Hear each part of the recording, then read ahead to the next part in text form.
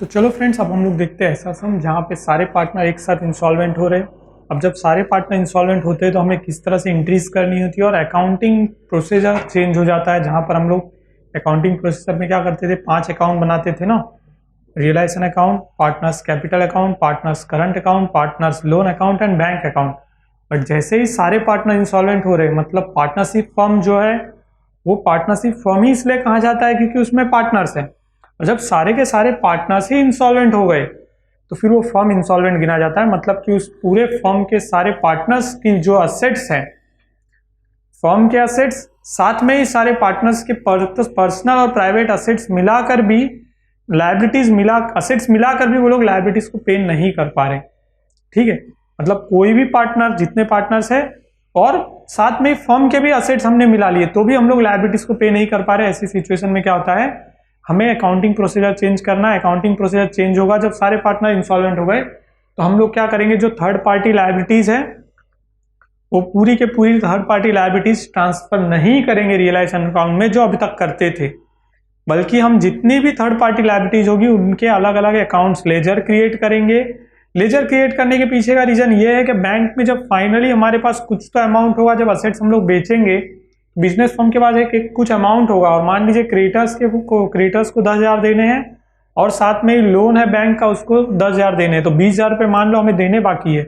और हमारे पास बैंक में अगर मान तो सिर्फ 5,000 रुपये लास्ट में बचते हैं, तो 5,000 को हम लोग जो बैंक लोन और क्रेडिटर्स दोनों का रेशियो बनाएंगे, तो रेशियो 10,000 मतलब इक्वली, तो 5,000 को इक्वली दोनों को 2,500 दे देंगे और उनका बचा हुआ जो अमाउंट है 7,500 वो उनका डूब जाएगा, क्योंकि हमारा फर्म डूब गया है। फर्म से जितने भी असेट्स मतलब कैश रियलाइज हो सकता था, प्राइवेट असेट्स जो है पार्टनर से उनसे जो भी अमाउंट रियलाइज हो सकता था, वो सब कुछ यूज करने के बाद यही फाइनल अमाउंट कैश है, जो कि हम लोग सारे हमारी थर्ड पार्टी लायबिलिटीज को इक्वली डिस्ट्रीब्यूट करके दे दे। इक्वली मतलब उनके जो अकॉर्डिंग टू उनका अमाउंट जो बाकी है उस रेशियो में डिवाइड करके दे देते हैं। और अगर कोई पार्टनर्स लोन यानी पार्टनर्स लायबिलिटी अगर कोई है सो वो पे नहीं होती है। यहाँ पर पार्टनर्स लायबिलिटी पूरी तरह से रिटर्न ऑफ करनी है और रियलाइजेशन एक्सपेंसेस तो हमें पे करने ही होते हैं। तो क्या करेंगे, लीगल प्रोसीजर में रियलाइजेशन एक्सपेंसेस पे करेंगे हम लोग।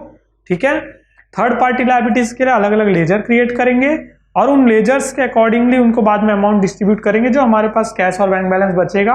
और लास्ट हम क्या करेंगे, थर्ड पार्टी लायबिलिटी होगा, इसके बाद पार्टनर्स लायबिलिटी को हम लोग पे नहीं करेंगे क्योंकि पार्टनर्स जो है वो बिजनेस का पार्ट है, वो डूब गए तो फिर उनका लोन भी उनको भूल जाना है, वो हम लोग पे करेंगे ही नहीं, क्योंकि we don't have enough cash to pay third party liability. जब थर्ड पार्टी को ही नहीं पे कर पा रहे तो इनसाइडर लायबिलिटी पे नहीं होगी। ठीक है, सो देखते हैं इससे हम लोग किस तरह से सॉल्व करेंगे। The balance sheet of Rupali, Deepali and Mitali who are saying profit and losses in the ratio of 2:1 was as follows. Capital Rupali 60,000, Deepali 40,000, दोनों के कैपिटल बैलेंसेस दिए गए। 3 पार्टनर है जिनका रेशियो 2:1 है। ठीक है, सन्ड्री क्रेडिटर्स 2,40,000 दिया है, bank loan 1 lakh. Additional information in bracket जो वेरी इंपॉर्टेंट है इस सम में, और किसी भी सम में एडिशनल इन्फॉर्मेशन बहुत ज्यादा इंपॉर्टेंट रोल प्ले करती है। सो देखते क्या है, with a charge on stock. So bank loan जो है वो किसके अगेंस्ट लिया गया, बैंक लोन लिया गया है चार्ज ऑन स्टॉक, स्टॉक के अगेंस्ट लोन लिया गया है। तो अगर स्टॉक के अगेंस्ट लोन है मतलब स्टॉक जो है बेचने पे जो भी अमाउंट आएगा पूरा बैंक लोन वालों को देना होगा। ठीक है, लेट्स सी आगे इसको क्या करना है हम लोग देखेंगे। फिक्स असेट्स 2,18,000, गुडविल 60,000, स्टॉक 1,20,000 और बैंक है 2,000, कैपिटल मिताली का 40,000। इस तरह से इन्फॉर्मेशन है। कैपिटल अकाउंट को हम लोग ट्रांसफर करेंगे कैपिटल के ओपनिंग बैलेंसेस में, बैंक अकाउंट का बैलेंस भी बैंक अकाउंट के ओपनिंग बैलेंस में ट्रांसफर करेंगे। और फिक्स असेट, गुडविल, स्टॉक तीनों भी सन्ड्री असेट्स है। सन्ड्री असेट्स हम लोग जिस तरह से पहले ट्रांसफर करते थे वैसे हम लोग ट्रांसफर करेंगे रियलाइजेशन अकाउंट के डेबिट साइड में। On the above date the firm was dissolve and the assets realise as on the same date पे क्या हो गया, फर्म डिसॉल्व हो गया है। देखते क्या क्या असेट्स रियलाइज हुए। तो fix assets were sold for ₹1,80,000, stock realise ₹1,04,000, realising expenses amounted to ₹6,000। सिर्फ इंफॉर्मेशन इतनी ही होगी, क्योंकि देखिए जहां पर फर्म डिसॉल्व हो रहा है मतलब फर्म तो डिसॉल्व हो रहा है और सारे पार्टनर इंसॉल्वेंट है, कोई भी एडिशनल यूज इसमें नहीं हो सकता, क्योंकि सारे पार्टनर जब इंसॉल्वेंट हो गए तो कोई ना असेट्स लेके जाएगा और ना कोई पार्टनर लायबिलिटी पे करने वाला है। सो ऐसे सब हमारे लिए सिंपल हो जाते हैं। सिर्फ क्लोजिंग इसमें इंपॉर्टेंट है। जब भी इंसॉल्वेंसी के सम आएंगे बहुत ज्यादा सिंपलिसिटी आ जाती है सम के अंदर, लेकिन closing very important role play करती है, जहां पर आप लायबिलिटीज को रेशियोज में डिवाइड करके कैसे कैसे उसको पे ऑफ करते हो, ठीक है। Assuming that all partners are insolvent, very important line इसके बाद जो आखिरी में लिखी है वो क्या बोलते हैं कि सारे पार्टनर इंसॉल्वेंट हो गए तो कोई पार्टनर कुछ एसेट्स और लायबिलिटीज नहीं लेगा। Prepare revaluation account, partners capital account, bank account, creditors account, bank loan account, deficiencies account, ठीक है। सो लेट्स सी हमको इस सब में क्या क्या लेजर्स बनाने हैं और कैसे कैसे करना है। So very important thing, realisation account, partners capital account और बैंक अकाउंट जो हम लोग हमेशा से अब तक करते आए हैं, ठीक है। लेकिन थर्ड पार्टी के सारे अकाउंट बनाने होते हैं तो थर्ड पार्टी थे क्रेडिटर्स, बैंक लोन, ये दो थर्ड पार्टी लायबिलिटी हमारे पास है तो दोनों के एक अलग अलग अकाउंट बना दिए हैं।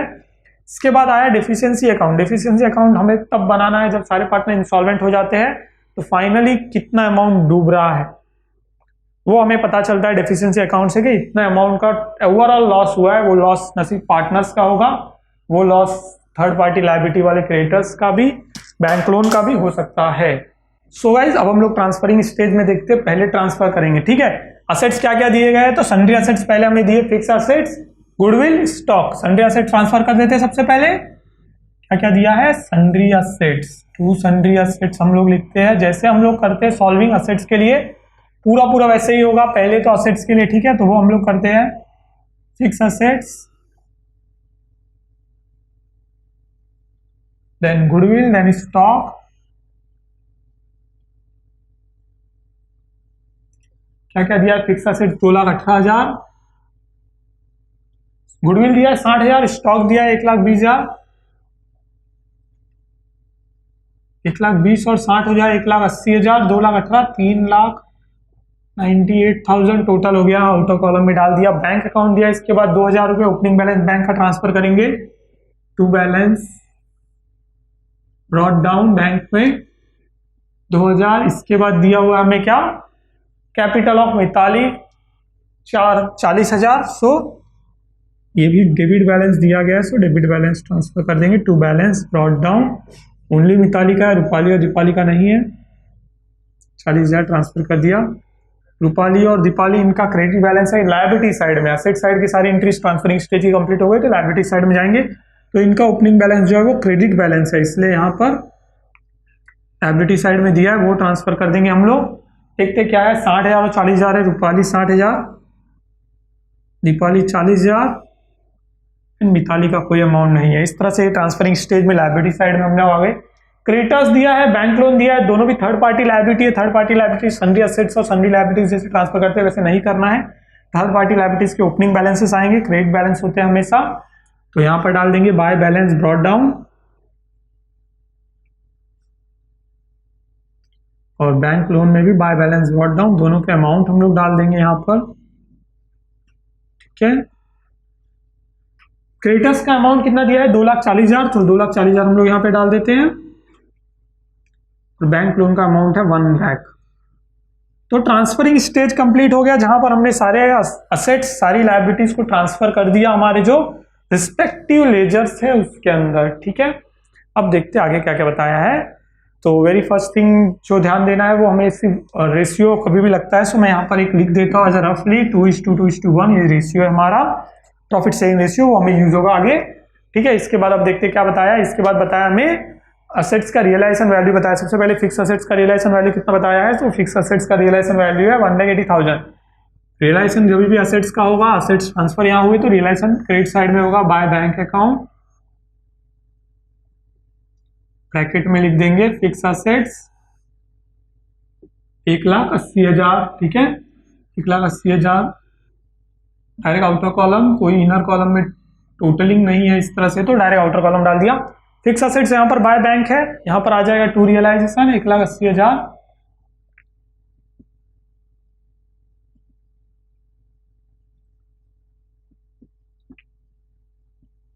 ठीक है।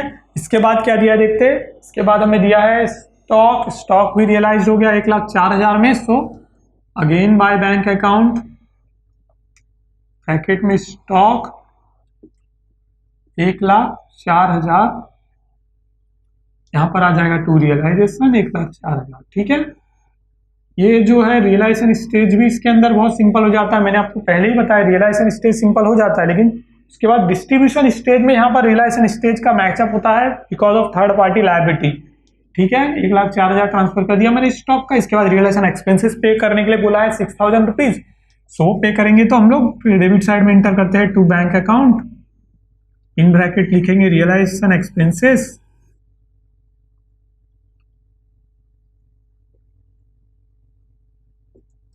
और ये आ जाएगा 6,000। यहाँ पर टू बैंक अकाउंट आया तो बैंक अकाउंट के क्रेडिट साइड में अब तक हमें अमाउंट रिसीव हुआ था फिक्स असेट्स का स्टॉक का, पहली बार हम लोग पे कर रहे हैं तो पे कर रहे हैं कितना 6,000 रुपये पे कर रहे हैं। तो रियलाइजेशन अकाउंट 6,000 पे कर दिया।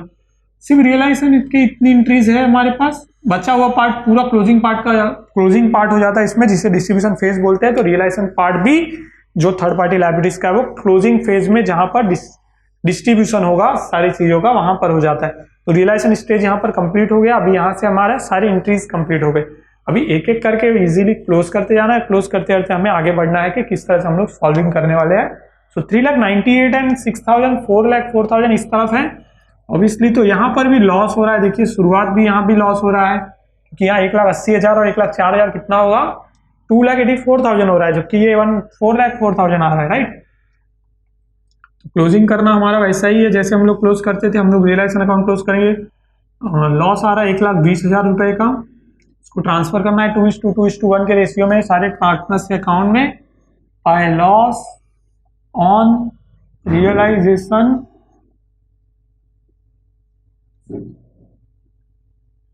Transfer to capital account,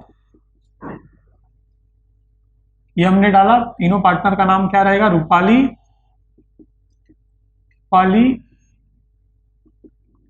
and Mitali. 1,20,000 को 2:1 के रेशियो में जब डिवाइड करेंगे तो आएगा 48,000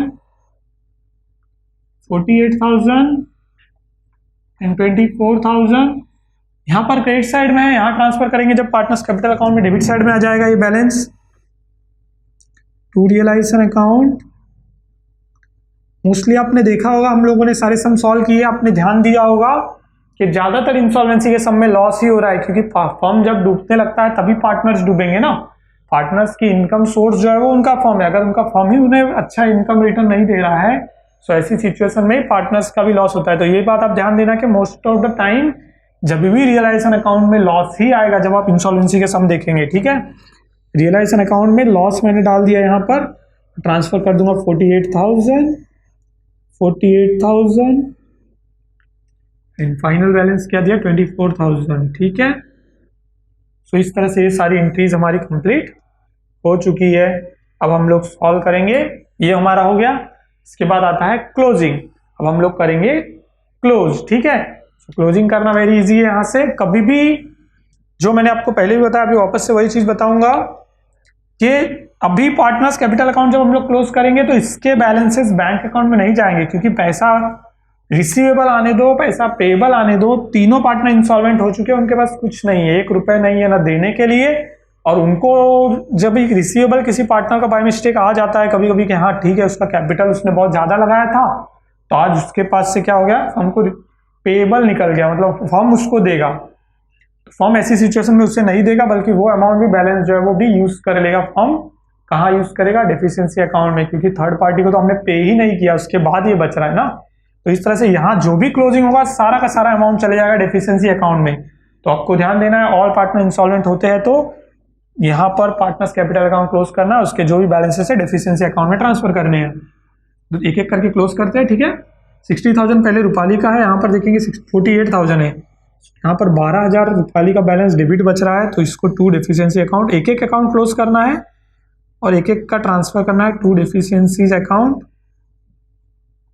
डेफिशिएंसी अकाउंट हो जाएगा एक्चुअली ये, ठीक है। डेफिशिएंसी अकाउंट 12,000 बचा है रूपाली के, तो रूपाली के डेबिट साइड में है ये, तो यहाँ पर चले जाएगा क्रेडिट साइड में बाय रूपाली कैपिटल अकाउंट, ठीक है।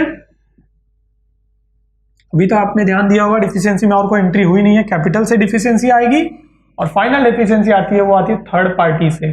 थर्ड पार्टी को कितना पेमेंट किया, उसमें क्या क्या घोटा मतलब डूबा उनका पैसा, दैट इज डेफिशिएंसी। ये 12,000 हो गया।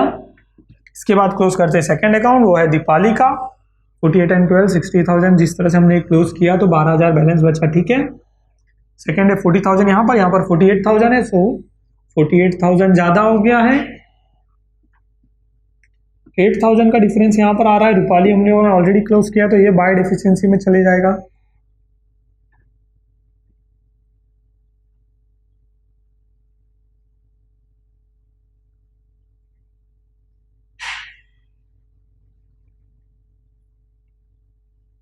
ठीक है, 8,000 यहाँ पर आया दीपाली का, तो दीपाली का यहाँ पर क्रेडिट साइड में, यहाँ डेबिट साइड में आ जाएगा। तो दीपालीज कैपिटल अकाउंट 8,000। फाइनली देखेंगे यहाँ पर तो मिताली के अकाउंट में क्रेडिट साइड में कुछ भी नहीं है, यहाँ पर 64,000 है, तो 64,000 ज़्यादा है, तो यहाँ कोई बैलेंस नहीं आया। और यहाँ पर 64,000 जब डालेंगे तो 64,000 ही पूरा बैलेंस बच जाएगा, ठीक है। तो ये बाय डेफिशिएंसी अकाउंट्स मैंने डाल दिया, मैंने मिताली का बैलेंस भी, और यहाँ पर आ जाएगा टू मितालीस कैपिटल अकाउंट, वहाँ पर क्रेडिट साइड तो यहाँ पर डेबिट साइड। वेरी सिंपल है ये, ठीक है। मितालीस कैपिटल अकाउंट 64,000, ठीक है। ये हो गया हमारा पार्टनर्स कैपिटल अकाउंट क्लोज। तो रियलाइजेशन जब सारे पार्टनर इंसॉल्वेंट हो रहे तो रियलाइजेशन में यहाँ पर सारे चेंजेस हो गए, देखा आपने। अब हम लोग क्लोज करेंगे बैंक अकाउंट को, और यहां आता है वेरी इंपॉर्टेंट स्टेज, जहां से हमें पता चलेगा कि थर्ड पार्टी लायबिलिटीज को पे करने के लिए हमारे पास कितना अमाउंट है। सो जब हम लोग देखते हैं टोटल करेंगे 1,80,000 एंड 1,04,000 2,84,000 एंड 2,86,000 आ रहा है, ठीक है। और ये भी आ गया 2,86,000। अब ध्यान देंगे 6,000 और 2,86,000 में से डिफरेंस देखेंगे तो आपको डिफरेंस मिलता है 2,80,000 का। ये मैंने जस्ट आपके अंडरस्टैंडिंग के लिए यहाँ पे लिखा है कि 2,80,000 हमारे पास पैसा है बैंक में। क्रेडिटर्स कितने हमारे पास पे करने के लिए 2,40,000 है। बैंक लोन कितना 1 लाख है, दोनों मिलाएंगे तो कितना हो जाता है 3,40,000। हमारे पास कैश कितना है 2,80,000, यानी कि यहाँ पर 60,000 रुपए का कम से कम अमाउंट डिफरेंस आ रहा है। तो ये लोन, ये लायबिलिटीज जो है किसको मतलब लॉस कैसे ट्रांसफर करना मैंने आपको बताया था। क्रेडिटर्स बैंक लोन दोनों का रेशियो निकालना है। 2,40,000 और 1 लाख का रेशियो निकालेंगे तो 24:10 इस तरह से रेशियो बन जाएगा, और उस रेशियो में डिवाइड करके हम लोग पेमेंट करते हैं। ये हम लोग करते हैं, बट एक एडिशनल इंफॉर्मेशन क्या थी बैंक लोन के साथ, वो थी बैंक लोन जो है वो स्टॉक के अगेंस्ट दिया गया है। सो गाइस स्टॉक के अगेंस्ट जब बैंक लोन दिया गया तो बैंक लोन को पे पूरा अमाउंट करना पड़ेगा, क्योंकि स्टॉक रियलाइज कितना हुआ था। सो वो हम लोग देखेंगे यहाँ पर एडजस्टमेंट में भी पढ़ सकते हैं। यहाँ पर भी देखिए by bank account stock realise हुआ 1,04,000 है, लोन कितना था 1 लाख था, स्टॉक 1,20,000 था, वो सेल हुआ तो 1,04,000 हमें रिसीव हुआ है। मतलब हमें बैंक लोन का पूरा अमाउंट पे करना पड़ेगा। It's a compulsion because of adjustment additional information given. हमें बैंक लोन के लिए एडिशनल इंफॉर्मेशन जो दी थी उसके लिए हमें ये कंपलसरी हो गया कि बैंक लोन को पूरा अमाउंट पे करना है। अदरवाइज हम लोग क्या करते रेशियो बना के अकॉर्डिंग टू उनके अमाउंट उनको 2,80,000 पे करते। बट यहाँ पर ये कंपलसरी पे करना है तो ये हो जाएगा टू बैंक अकाउंट, पूरा 1 लाख लोन पे करना है। सो 1 लाख यहाँ पर आया, यहाँ पर आ जाएगा by bank loan account 1 lakh. अब अपनी अंडरस्टैंडिंग के लिए यहाँ पर भी इन्फॉर्मेशन लिख सकते हो ब्रैकेट में, जैसे बैंक लोन अकाउंट आपने बनाया ना, तो यहाँ पर आप एक इन्फॉर्मेशन डाल सकते हो ऐसे कि with the charge of stock, hypothecate against stock, इस तरह से वर्डिंग यूज होती है अकाउंट्स में। तो with the charge of stock था तो स्टॉक के अगेंस्ट था, इसके लिए इसे पूरा पे करना पड़ा। अब कितना बैलेंस बचा, अब 2,80,000 में से जब 1 लाख चले गया, मतलब सिर्फ 1,80,000 बचा और कोई और लायबिलिटी नहीं, सिर्फ एक ही लायबिलिटी अब हमारे पास बच गई, वो है क्रेडिटर्स। तो क्रेडिटर्स को इतना अमाउंट पे कर दो तो हम लोग भी हो गए कंगाल। मतलब फर्म के पास अब कुछ नहीं है, 1,80,000 क्रेडिटर्स को दे दिया, तो उसके बाद तो क्रेडिटर्स को इतना दे दिया तो टू बैंक अकाउंट 1,80,000 देने के बाद बैंक अकाउंट टैली हो गया, जितना अमाउंट था पूरा बांट डाला, ठीक है, कुछ बचा नहीं, कुछ नहीं। अब होगा क्या, बैंक लोन अकाउंट हम लोग जब देखेंगे तो ये तो टैली हो गया, क्योंकि इसको पूरा अमाउंट पे करना पड़ा हमको। इसको पूरा अमाउंट जब पे कर दिया तो ये तो टैली हो गया। बट क्रेडिटर्स में लॉस हो रहा है, क्रेडिटर्स को लॉस हो रहा है, कितना हो रहा है, तो क्रेडिटर्स 2,40,000 यहाँ पे ज्यादा था, यहाँ पे सिर्फ 1,80,000 ही हमने जब उसको पे किया तो 60,000 रुपए क्रेडिटर्स के डूब गए because of dissolution of firm due to insolvency of the partners. All partner जब इंसॉल्वेंट होंगे तो नुकसान न सिर्फ फर्म का होगा, फर्म की थर्ड पार्टी में जितनी भी लायबिलिटीज थी आउटसाइडर उनका भी होगा। पार्टनर्स का तो लॉस होता ही है, साथ में लॉस होता है उन सबका जो उसके बिजनेस के साथ जुड़े हुए थे। तो डेफिशिएंसी अकाउंट में 60,000 ट्रांसफर करना है। डेफिशिएंसी अकाउंट 60,000 यहाँ पर डेबिट साइड में है, डेफिशिएंसी अकाउंट के क्रेडिट साइड में आ जाएगा बाय क्रेडिटर्स अकाउंट। ये अमाउंट आया 60,000, हमने ये डाल दिया। अब गाइज अब हमें कैसे पता चलेगा हमारा सम सही है? जब हम लोग डेफिशिएंसी अकाउंट की टोटल करेंगे, हमारी टोटल मैच होनी चाहिए। 64 और 8 72,000 होता है, और यहाँ पर देखिए 12 और 60 72,000 होता है। इस तरह से ये सम होते हैं जहां पर इंसॉल्वेंसी हो गई है अगर सारे पार्टनर्स की, तो इंसॉल्वेंसी में नुकसान सिर्फ पार्टनर्स का ही नहीं हुआ, पार्टनर्स का भी नुकसान हुआ है, तो पार्टनर्स का अमाउंट ट्रांसफर हुआ डेफिशिएंसी में। और थर्ड पार्टी लायबिलिटी जो आउटसाइडर लायबिलिटी है उनको नुकसान होता है, वो सारा नुकसान ट्रांसफर होता है डेफिशिएंसी में। और डेफिशिएंसी अकाउंट जब हम लोग क्लोज करते हैं तो वो टैली होना चाहिए, तो हमारा सम पूरा पूरा सही है। ठीक है।